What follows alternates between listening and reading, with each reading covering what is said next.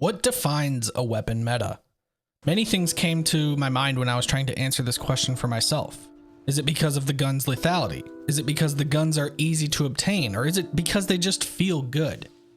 What was initially going to be a video about which weapons are considered the meta quickly turned into a more investigative approach.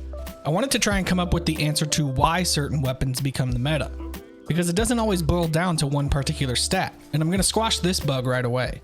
It's not because they have the fastest time to kill. As I'm sure you saw in the disclaimer at the beginning of this video, we're going to be talking lots about numbers and all the juicy goodness that comes when doing a video such as this one. There will be a section later on in the video where I will break down what all of these numbers mean and ultimately what it means for the weapon meta moving forward. What I'm sharing with you on screen right now is a condensed and altered version of the Massive Breakdowns weapon spreadsheet created by Mercules904. I'll leave a link to his Twitter down in the description. The regular spreadsheet has so much more detail about the weapons and their archetypes. But for the purpose of this video, I wanted to cherry pick the different stats that I believe pertain the most to today's topic. As you can see depicted by the gray boxes, each primary weapon type is being represented on screen, except for bows, because they're bows. They don't really follow the rules of regular guns. What you can also see is the different archetypes of weapons within each specific weapon type. For example, pulse rifles have the rapid fire, lightweight, adaptive, high impact, and aggressive archetypes. For some weapon types, you may also see some exotics listed by themselves. That's because most of them probably have an exception to what a normal archetype would be for that specific weapon type. So if we're still looking at pulse rifles, we see Vigilance Wing and Graviton Lance are listed by themselves because they don't behave like the regular archetypes do. In this case, each exotic has a variation to the burst when they shoot in comparison to the normal archetypes.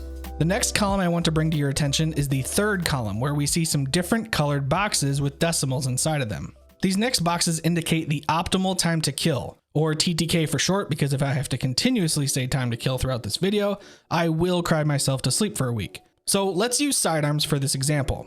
For sidearms, we see our different sidearm archetypes on the left, and on the right, we see the optimal TTK of each of these archetypes.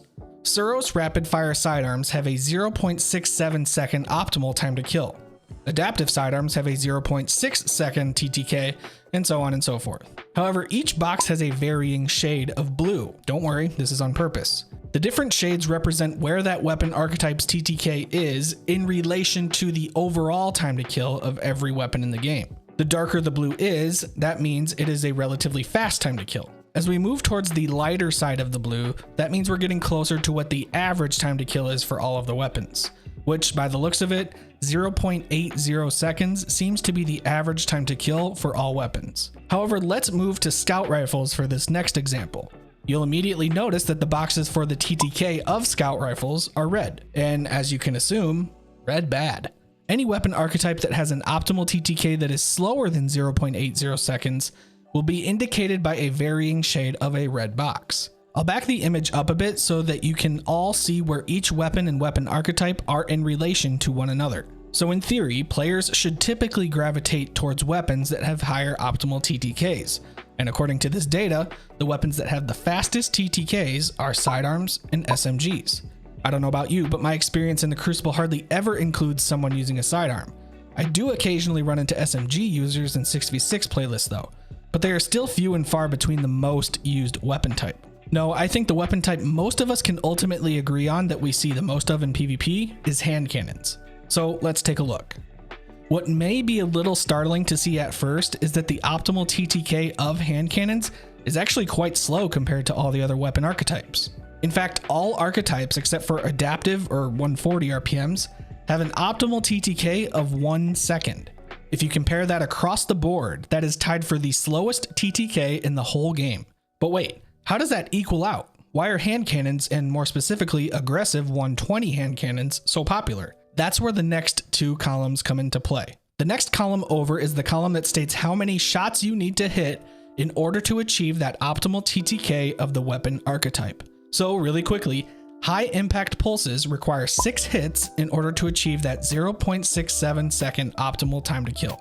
Precision SMGs require 9 hits to achieve their 0.8 optimal TTK, and adaptive frame hand cannons require 3 hits to achieve their 0.87 second optimal TTK. The last column indicates what the percentage of those hits need to be headshots. So if we're looking at hand cannons, we see precisions require 75% of their 4 hits to be headshots in order to reach that TTK. Adaptive hand cannons require 100% of their 3 shots to be headshots, and aggressives only need 67% of their shots to be headshots. So let's compare these last 2 columns for our aggressive 120 hand cannons with all the other weapons and see what stands out. What we see is that the total number of shots to kill someone is tied for the fastest at 3.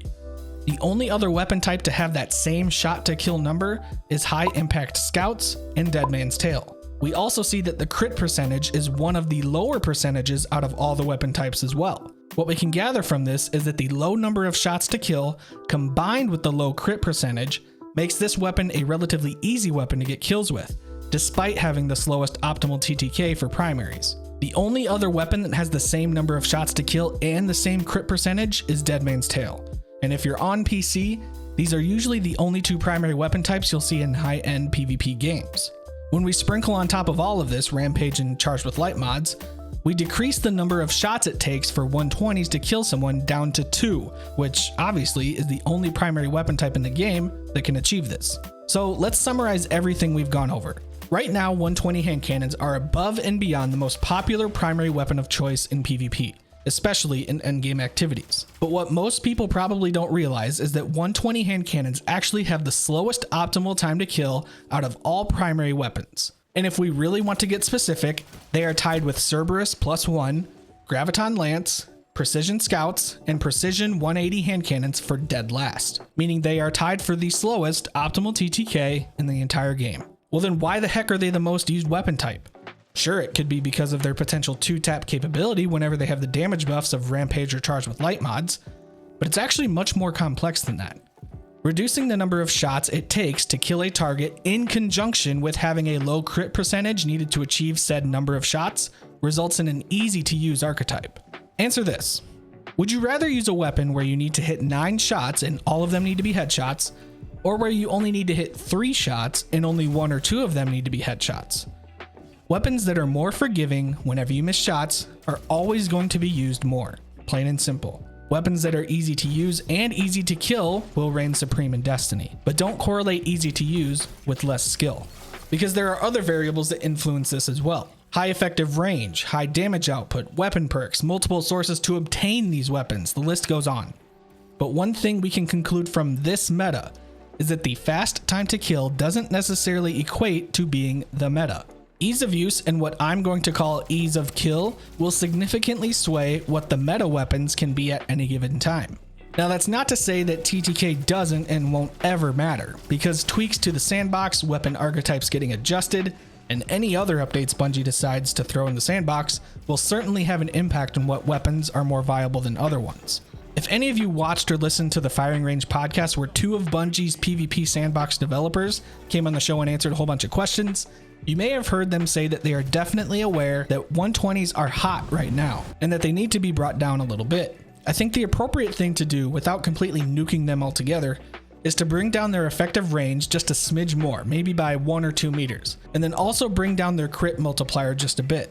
Enough to where 1 stack of Rampage or Charged with Light mods can't 2-tap most resilience levels in PvP.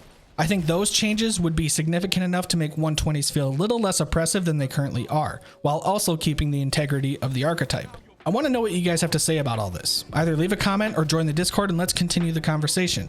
Thanks for watching. Liking the video is always appreciated, and as always, we'll see ya.